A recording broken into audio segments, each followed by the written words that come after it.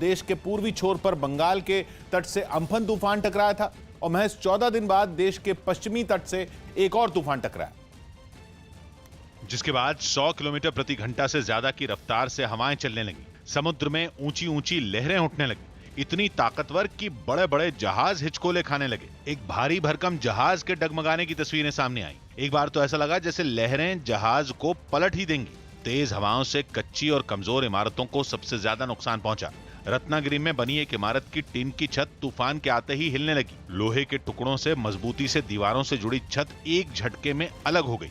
रायगढ़ से भी एक ऊंची इमारत की छत के कुछ इसी तरह से उड़ने की तस्वीरें सामने आई। टिन की छत पूरी तरह से उखड़कर इमारत की पिछली तरफ गिर गई। एक और इमारत की टिन की बनी छत का हिस्सा उखड़कर हवा में उड़ा और पास के दूसरे मकानों की छत पर गिरा। तूफान की ताकत का अंदाजा कुछ और तस्वीरों से लगाया जा सकता है। एक टिन की छत के नीचे लोहे का भारी भरकम जाल बिछा था, लेकिन तेज हवाओं के आगे छत फिर भी नहीं टिक पाई।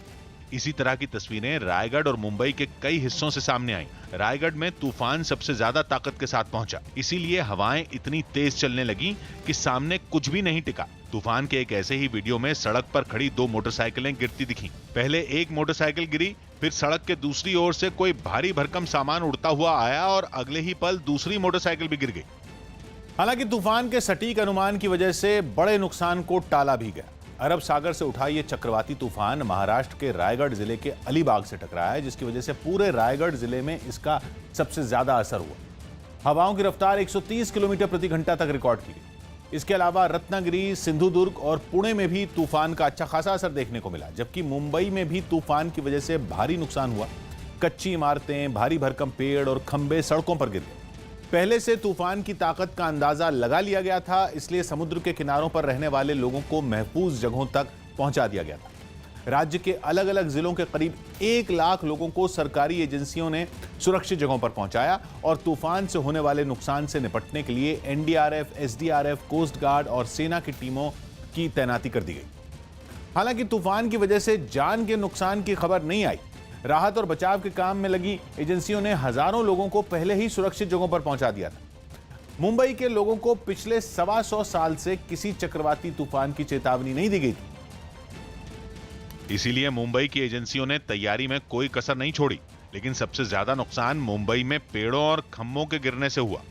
कफ परेड इलाके का एक वीडियो सामने आया, जिसमें भारी भरकम पेड़ गाड़ियों पर गिरे दिखे। सड़क किनारे बने कुछ चबूतरे और उन पर लगी रेलिंग भी तूफान को झेल नहीं पाई। मुंबई के कई हिस्सों से ऐसी ही तस्वीरें आई। कहीं सड़क पर खड़ी टैक्सी, कहीं कारें, तो कहीं किसी और गाड़ी के ऊपर पेड़ गिर गए। हालांकि समुद्र तट के पास रहने वालों को पहले ही सुरक्षित जगहों पर पहुंचा दिया गया था। बीएमसी की टीमें माइक और पीए सिस्टम लेकर समुद्र तटों के पास पहुंची और लोगों को खतरे की खबर दी। आपकी जान को पकड़ने दो, वो नीचे चले जाए ताकि आपकी जान बची रहे। लोगों को पहले ही घरों के अंदर रहने को कह दिया गया था, इसलिए सड़कें पूरी तरह खाली दिखने लगी। लेकिन हालात पर नजर रखने के लिए बीएमसी ने एक खास कंट्रोल रूम तैयार किया। जहां पर मुश्किल बढ़ सकती है, ऐसे इलाकों में सीसीटीवी माध्यम से यहां पर स्क्रीन पर जो है वो मुंबई बीएमसी नज़र बनाए रखे हुए है, क्योंकि आने वाले 48 घंटे मुंबई करों के लिए बहुत ही मुश्किल भरे साबित हो सकते हैं। हम आपको दिखा दें कि ये मुंबई का कंट्रोल रूम है। मुंबई में सड़कों के किनारे बने कई स्टॉल भी पेड़ों के नीचे आकर टूट गए। हालांकि मुंबई में पहुंचे तूफान को इतिहास की एक बड़ी घटना के तौर पर देखा जा रहा है। बताया जाता है कि आखिरी बार मुंबई में तूफान 1882 में यानी 138 साल पहले आया था और उस वक्त आए तूफान की वजह से 1 लाख से ज्यादा लोगों की मौत हो गई। लेकिन 1882 के बाद मुंबई में कोई तूफान नहीं पहुंचा। हालांकि तूफान को आधिकारिक रिकॉर्ड रखा जाना 1891 में शुरू हुआ, इसलिए कई लोग 1882 में आए तूफान की बात से भी सहमत नहीं है और मानते हैं कि मुंबई में पहुंचा ये इतिहास का पहला तूफान चक्रवाती। मौसम विज्ञान से जुड़े लोग मानते हैं कि अरब सागर में उठने वाले तूफान आमतौर पर भारत की कोस्टल लाइन यानी समुद्र तट से लगने वाले इलाकों को छोड़ते हुए उत्तर दिशा की तरफ आगे बढ़ जाते हैं, यानी केरल, कर्नाटक, गोवा और महाराष्ट्र के समुद्र तट को छोड़ते हुए गुजरात की तरफ या फिर पाकिस्तान की तरफ निकल जाते हैं। लेकिन महाराष्ट्र के समुद्र तट की तरफ निसर्ग तूफान का बढ़ना, या यूं कहा जाए कि पहली बार किसी तूफान का महाराष्ट्र के तट की तरफ बढ़ना एक बड़े खतरे की तरफ इशारा है, क्योंकि मौसम वैज्ञानिक इसे जलवायु परिवर्तन की वजह से आए बदलाव का असर मान रहे हैं। अगर ऐसा है तो भविष्य में भी अरब सागर से उठने वाले तूफान देश के पश्चिमी घाटों की तरफ पहुंच सकते हैं, जिनसे बड़ा नुकसान भी हो सकता है। निसर्ग तूफान अलीबाग से टकराया, इसलिए सबसे ज्यादा तूफान का असर भी अलीबाग समेत पूरे रायगढ़ में सबसे ज्यादा हुआ। न्यूज 18 की टीम तूफान के वक्त ठीक समुद्र किनारे पर मौजूद रही और तूफान की हर तस्वीर देश तक पहुंचाती रही। तूफान के वक्त तेज बारिश के साथ 100 किलोमीटर प्रति घंटा से भी तेज रफ्तार से हवाएं चलती रहीं। तकरीबन 130 से 140 किलोमीटर की हवाएं इस वक्त चल रही हैं। तबाही का आलम आपको साफ तौर पे दिखाई पड़ेगा कि होटल जो है वो धाराशाही होके न केवल गिरे हुए हैं बल्कि पूरी तरह से तबाह हो चुके हैं। अलीबाग में सबसे ज्यादा नुकसान का पहले ही अनुमान लगाया गया था, इसलिए समुद्र तट के पास के हर गांव को खाली कराया जा चुका था। एनडीआरएफ की टीम और साथ ही साथ एसडीआरएफ और लोकल प्रशासन ने तकरीबन 16,000 लोगों को यहां से शिफ्ट करके एक सुरक्षित जगह पे पहुंचाया हुआ है, एक ऊंचे स्थान पर पहुंचाया हुआ है। पूरा गांव जो है वो खाली है, गांव में कोई भी मौजूद नहीं है। तूफान की ताकत का अंदाजा एक और तस्वीर को देखकर लगाया जा सकता है। एक भारी भरकम पेड़ के पास कुछ लोग गाड़ी में बैठकर मोबाइल से वीडियो शूट कर रहे थे। पेड़ के तने पर बना चबूतरा हिलने लगा और जमीन से उखड़ता हुआ महसूस होने लगा और अगले ही पल पूरा पेड़ उखड़ कर गिर गया। सौबात की एक बात है कि तूफान के सटीक अनुमान की वजह से उससे निपटने की पहले ही तैयारी कर ली गई थी। समुद्र के किनारों पर रहने वालों को सुरक्षित जगहों तक पहुंचा दिया गया, वरना इतने ताकतवर तूफान की वजह से कहीं ज्यादा बड़ा नुकसान हो सकता था। अमेरिका में बेकाबू होते जा रहे हिंसक प्रदर्शनों के बीच कई राज्यों में नेशनल गार्ड तैनात कर दिए गए। इससे पहले राष्ट्रपति डोनाल्ड ट्रंप ने हालात काबू नहीं होने पर सेना भेजने की धमकी दी थी, जिसके बाद कई राज्यों ने अपने यहां नेशनल गार्ड को तैनात कर दिया। हिंसा से जूझ रहे नॉर्थ कैरोलिना में भी नेशनल गार्ड के करीब 500 जवान तैनात कर दिए गए, जिन्होंने सड़कों पर उतरकर मोर्चा संभाल लिया। इसके अलावा कई इलाकों में कर्फ्यू भी लगा दिया गया, जहां नेशनल गार्ड के जवान और पुलिस की टीमें एक साथ गश्त करती नजर आईं। हालांकि प्रदर्शनकारी फिर भी नहीं माने और वो कर्फ्यू तोड़कर सड़कों पर उतर आए। अमेरिका में बेकाबू होते जा रहे हिंसक प्रदर्शनों के बीच कई राज्यों में नेशनल गार्ड तैनात कर दी गई। इससे पहले राष्ट्रपति डोनाल्ड ट्रंप ने हालात काबू नहीं होने पर सेना भेजने की धमकी दी थी, जिसके बाद कई राज्यों ने अपने यहां नेशनल गार्ड को तैनात कर दिया। हिंसा से जूझ रहे नॉर्थ कैरोलिना में भी नेशनल गार्ड के करीब 500 जवान तैनात कर दिए गए, जिन्होंने सड़कों पर उतरकर मोर्चा संभाल लिया। इसके अलावा कई इलाकों में कर्फ्यू भी लगा दिया गया, जहां नेशनल गार्ड के जवान और पुलिस की टीमें एक साथ गश्त करती नजर आईं। हालांकि प्रदर्शनकारी फिर भी नहीं माने और वो कर्फ्यू तोड़कर सड़कों पर उतर आए। कई लोग तो हथियारबंद जवानों के सामने ही प्रदर्शन करने लगे, जिसके बाद सुरक्षा बल और भीड़ के बीच झड़प शुरू हो गई। इसी तरह मिजोरी में भी हालात पर काबू पाने के लिए नेशनल गार्ड की तैनाती की गई। बख्तरबंद गाड़ियों पर सवार ये जवान वहां सड़कों पर गश्त लगाते नजर आए।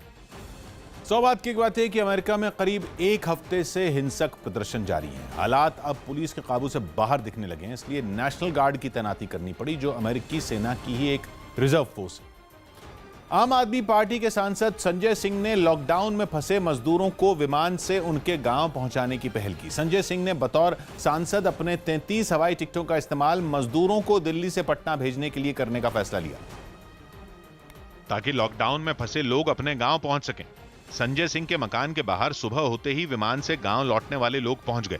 इसके बाद उनकी निगरानी में उन सभी लोगों को टिकटें दी गईं जिनके नाम से बुक की गई थी। सांसद संजय सिंह अपने साथ बिहार के प्रवासी मजदूरों को लेकर फ्लाइट से उनके घर पहुंचा रहे हैं। आप देख सकते हैं उनके घर के बाहर ये सभी प्रवासी मजदूर हैं जो आज फ्लाइट के जरिए बिहार पहुंचेंगे। यहाँ पर दिल्ली में काफी दिनों से फंसे हुए थे। इतना ही नहीं, लोगों को एयरपोर्ट जाने में परेशानी न हो, इसके लिए एक बस का भी इंतजाम किया गया, जिसमें सवार होकर सभी लोग एयरपोर्ट के लिए रवाना हो गए। आज मेरे साथ 21 साथियों के लिए, प्रवासी मजदूरों के लिए टिकट मिला है, वो हमारे साथ जाएंगे। और कल फिर एक बार जो 12 मजदूर हैं वो हमारे साथ प्रवासी मजदूर साथी जाएंगे। संजय सिंह की इस पहल की दिल्ली के सीएम अरविंद केजरीवाल ने भी ट्वीट कर तारीफ की। लेकिन इन मजदूरों के साथ विमान में संजय सिंह का भी होना जरूरी था, इसीलिए वो भी उनके साथ पटना के लिए रवाना हो गए। नियमों के मुताबिक हर सांसद के लिए घरेलू उड़ानों में सालाना 34 बिजनेस क्लास टिकटें आरक्षित होती, लेकिन शर्त यह है कि हर सफर में उस सांसद का साथ होना जरूरी है जिसके नाम पर टिकट बनाई गई। इसलिए संजय सिंह भी इन मजदूरों के साथ दिल्ली से पटना के लिए रवाना हो गए, क्योंकि सांसद ने सरकार की तरफ से मिलने वाली इन टिकटों का इस्तेमाल मजदूरों को गांव पहुंचाने में किया। सौबात की एक बात यह कि लॉकडाउन में फंसे लोगों की मदद के लिए सांसद संजय सिंह सामने आए और बतौर सांसद उन्हें मिलने वाली टिकटों से लोगों को विमान से गांव पहुंचाया, जिससे लोग काफी खुश दिखे। रेल मंत्री से कुलियों को काम करने की इजाजत देने की मांग की गई। पूर्व केंद्रीय मंत्री रामकृपाल यादव ने रेल मंत्री पीयूष गोयल से रेलवे स्टेशनों पर कुली सेवा शुरू करने की मांग की ताकि कुलियों को इस मुश्किल वक्त में रोजगार मिल सके। मैं आग्रह करूंगा माननीय रेल मंत्री जी से खासतौर पर कि आप देश के कुलियों पर भी ध्यान दीजिए और उनको भी काम करने की इजाजत दीजिए। दिल्ली हिंसा में मारे गए आईबी कर्मचारी अंकित शर्मा के परिवार ने उन्हें केंद्र से शहीद का दर्जा देने की मांग की। सेंट्रल गवर्नमेंट से विनती करता हूं कि मेरे भाई को सेंट्रल गवर्नमेंट शहीद का दर्जा दे। कोलकाता में निजी दफ्तरों को खोलने की मंजूरी मिलने के बाद कई लोगों ने वक्त पर बसें नहीं मिलने का आरोप लगाया। कोलकाता में अभी फिलहाल 100 रूटों पर बसें चलाई जा रही हैं। कोलकाता में लगभग सभी दफ्तर खुल चुके हैं और इसके साथ ही सरकारी बसें और भी कई रूट्स पर चलना शुरू हो चुकी हैं। लगभग 100 रूट्स पर ये बसें चल रही हैं।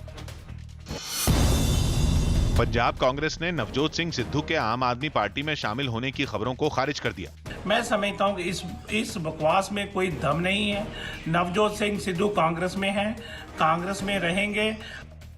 जम्मू कश्मीर के पुलवामा में सुरक्षा बल के जवानों ने मुठभेड़ में जैश-ए-मोहम्मद के 3 आतंकियों को मार गिराया। मारे गए 3 आतंकियों में एक आतंकी आईईडी के जरिए धमाके करने में माहिर था, जिसे उसके 2 साथियों के साथ सुरक्षा बल के जवानों ने ढेर कर दिया। आतंकियों के साथ काफी देर तक जवानों की मुठभेड़ चलती रही और काफी दूर से गोलियों की आवाज सुनाई दी।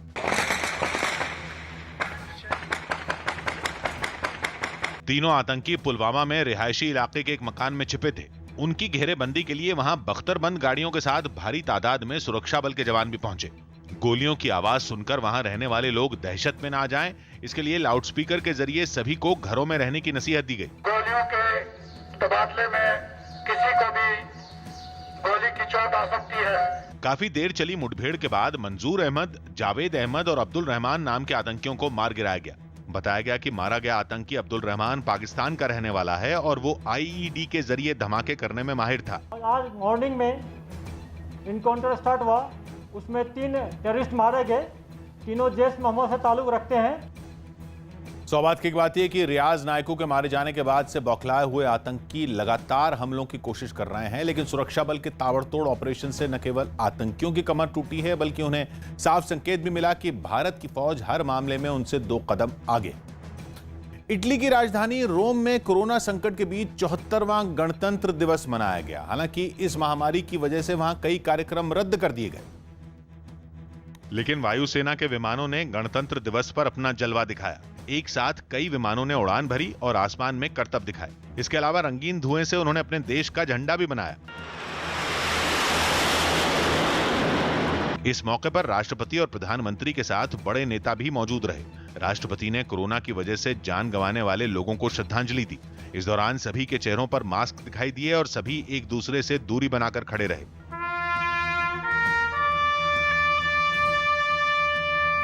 बताया गया कि कोरोना की वजह से इस बार सेना की परेड भी नहीं हो पाई। सौभाग्य की बात यह कि इटली में इस गंभीर बीमारी का खतरा अब भी बना हुआ है। अब तक 2,33,000 से भी ज्यादा मरीज वहां इसके मिल चुके हैं और 34,000 के करीब लोगों की वहां मौत हो चुकी है। यही वजह रही कि इस बार उनके गणतंत्र दिवस को बेहद सादगी से मनाया गया। कोरोना संकट के बीच अनलॉक 1 में कुछ छूट मिलते ही दिल्ली में एक बार फिर नागरिकता कानून और एनआरसी के खिलाफ विरोध प्रदर्शन की आशंका बढ़ गई है। पुलिस को मिले अलर्ट में पता चला कि दिल्ली में एक बार फिर नागरिकता कानून और एनआरसी के विरोध में लोग सड़क पर उतर सकते हैं, जिसके बाद राजधानी के सभी जिलों के डीसीपी को अलर्ट जारी कर दिया गया। साथ ही सभी डीसीपी को अपने इलाकों में सुरक्षा कड़ी करने के निर्देश भी दिए गए। इतना ही नहीं, प्रदर्शनकारियों से निपटने के लिए कुछ स्थानों में अर्धसैनिक बल भी तैनात कर दिए गए, जबकि शाहीन बाग और उसके आसपास के इलाकों में भी सुरक्षा घेरा मजबूत कर दिया गया। चंडीगढ़ में शराब की एक दुकान के बाहर 2 बदमाशों ने सरेआम फायरिंग कर दी, जिससे इलाके में दहशत फैल गई। हालांकि ये बदमाश किस पर हमला करने वहां पहुंचे थे इसका पता नहीं चल पाया, लेकिन सीसीटीवी में जो तस्वीरें कैद हुई उनमें 2 बदमाश शराब की दुकान के बाहर ताबड़तोड़ फायरिंग करते दिखाई दिए।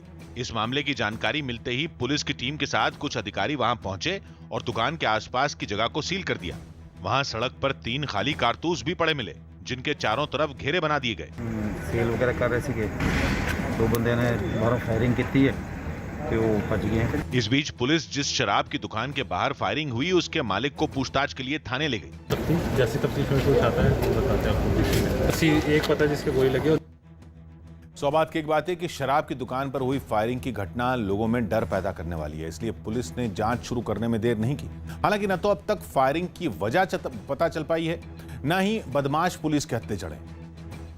देश के सबसे बड़े नगर निगम बीएमसी के दावों की पोल खोलने के लिए बीजेपी विधायक राम कदम ने एक वीडियो ट्विटर पर साझा किया। विधायक ने इस वीडियो के जरिए पहली बारिश के बाद मुंबई के घाटकोपर इलाके में बिगड़े हालात को दिखाने की कोशिश की।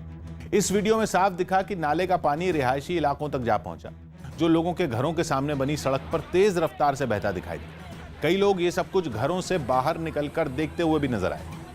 नदी की तरह बह रहे नाले के इस पानी में एक मोटरसाइकिल भी बहती हुई दिखाई दी। बीजेपी विधायक ने ट्वीट में यह भी लिखा कि बीएमसी के दावे एक दिन में फेल हो गए।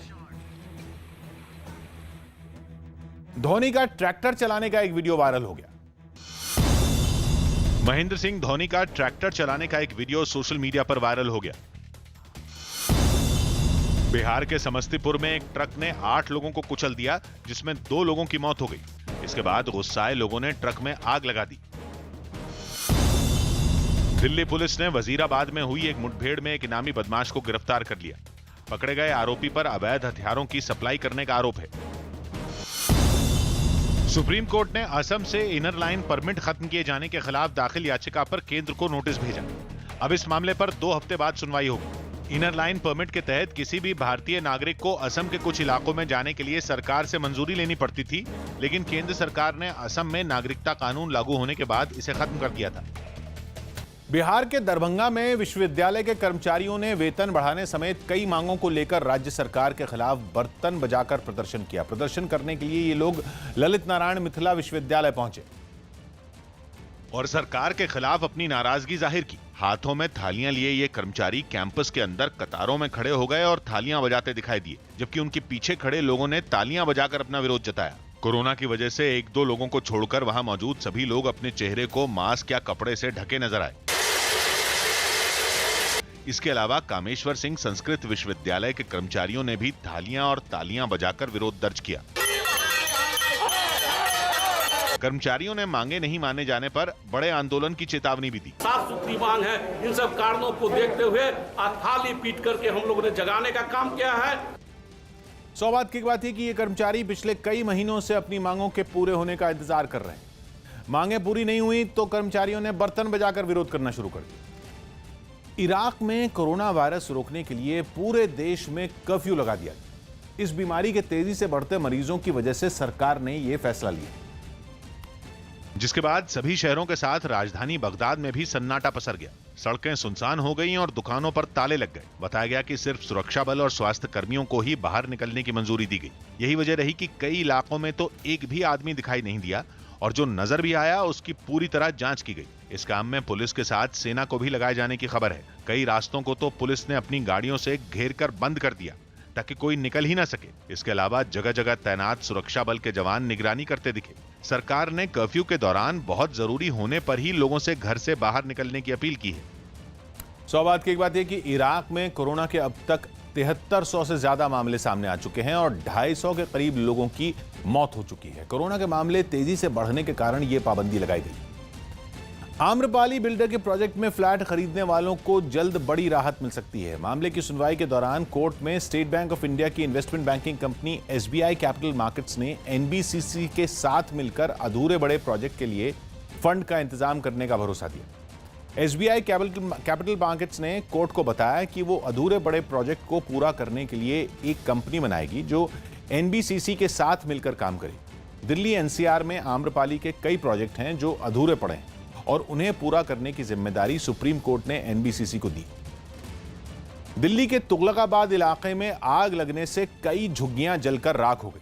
हालांकि यह आग कैसे लगी इसका पता नहीं चल पाया, लेकिन थोड़ी ही देर में यह आग कई झुग्गियों में फैल गई, जिसके बाद झुग्गियों से आग की ऊंची लपटें उठती दिखाई दी, जबकि इलाके में धुआं फैल गया। अचानक भड़की आग की वजह से वहां रहने वाले लोगों को अपना सामान निकालने का भी समय नहीं मिला और सब कुछ जलकर राख हो गया।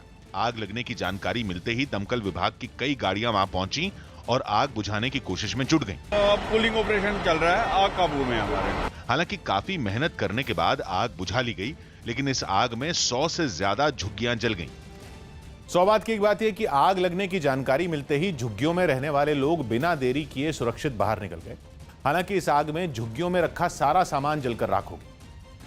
बिहार के मुख्यमंत्री नीतीश कुमार ने कोरोना संकट पर जनता के नाम संदेश जारी किया। मुख्यमंत्री ने इस महामारी में प्रदेश के लोगों को हर संभव मदद करने का भरोसा दिया। 5 लाख से भी ज्यादा लोग अभी क्वारंटाइन सेंटर में हैं और जो लोगों को भी आकर के रखना है उसको रखा जाएगा। हम लोगों का दायित्व है लोगों की सेवा करना, तो जो भी सरकार की तरफ से जो जरूरी कदम उठाना है हम सब वो लोग करते रहेंगे। वहीं विपक्ष ने कोरोना के मुद्दे पर नीतीश सरकार को घेरा और मुख्यमंत्री के संदेश को बिहार में होने वाले चुनाव से जोड़ दिया। ये सब अब उनका चुनावी चहल पहल है और ये उसी की शुरुआत है। सबसे ज्यादा कोई फेल रहा है चीफ मिनिस्टर तो नीतीश कुमार रहे। अमिताभ बच्चन ने अपनी शादी की सालगिरह पर कुछ तस्वीरें शेयर की। अमिताभ बच्चन ने अपनी शादी की 47वीं सालगिरह पर कुछ तस्वीरें सोशल मीडिया पर शेयर की। साथ ही अमिताभ ने अपनी शादी से जुड़ा एक किस्सा भी बताया। मुंबई के घाटकोपर में हुई बारिश के बीच बीजेपी विधायक राम कदम ने एक वीडियो सोशल मीडिया पर शेयर किया, जिसमें कुछ बाइकें नाले के पानी में बहती नजर आईं। ये वीडियो शेयर करते हुए उन्होंने नालों की सफाई न होने पर सवाल भी उठाए। कोरोना वायरस संकट के बीच दिल्ली में कुछ जगहों पर नागरिकता कानून के विरोध में प्रदर्शन होने की आशंका जताई गई, जिसके बाद शाहीन बाग और आसपास के इलाकों में पुलिस और सुरक्षा बल के जवानों को तैनात कर दिया गया। पंजाब के मोहाली में जिम मालिकों ने सरकार से जिम खोलने की मंजूरी और आर्थिक मदद देने की मांग करते हुए प्रदर्शन किया। हमारी सरकार से ये मांग है कि कुछ तो किसी न किसी वे में हमारी हेल्प करी जाए, एटलीस्ट या तो हमारे रेंट्स माफ करवाए जाएं या रेंट में कुछ छूट हमें दिलवाई जाए। मध्य प्रदेश के दतिया में एक सड़क हादसे में बाइक सवार की मौत के बाद लोगों ने हंगामा कर दिया। बताया गया कि 3 लड़के एक बाइक पर सवार होकर जा रहे थे, जिन्हें एक ट्रक ने रौंद दिया और यह हादसा इतना भीषण था कि इसमें एक लड़के की मौत हो गई, जबकि 2 घायल हो गए। इस घटना की जानकारी मिलते ही वहां भीड़ इकट्ठा हो गई। लोगों ने सड़क को जाम कर हंगामा शुरू कर दिया। कुछ देर बाद पुलिस भी वहां पहुंची और हंगामा कर रहे लोगों को समझाने की कोशिश की, लेकिन उनका गुस्सा और भड़क गया। यही नहीं, प्रदर्शनकारियों ने पुलिस वालों से धक्का मुक्की शुरू कर दी। हंगामे के बीच पुलिस ने वहां एक क्रेन मंगवाई ताकि ट्रक को हटाकर उसके नीचे दबे शव को बाहर निकाला जा सके, लेकिन प्रदर्शनकारियों ने पत्थरबाजी कर क्रेन के शीशे तोड़ दिए। हंगामा बढ़ता देख प्रशासन के कुछ अधिकारी भी वहां पहुंचे और हादसे में मरने वाले लड़के के परिवार को मदद का भरोसा दिया, जिसके बाद लोगों का गुस्सा शांत हुआ। मदद दी जा सकती है उसके बारे में उनको बताया, उनको आश्वस्त किया कि प्रशासन और शासन उनके साथ है। इस बीच पुलिस पर भी लापरवाही का आरोप लगा, क्योंकि शव को अस्पताल ले जाने के लिए पुलिस वालों ने कचरे उठाने वाली एक गाड़ी का इस्तेमाल किया।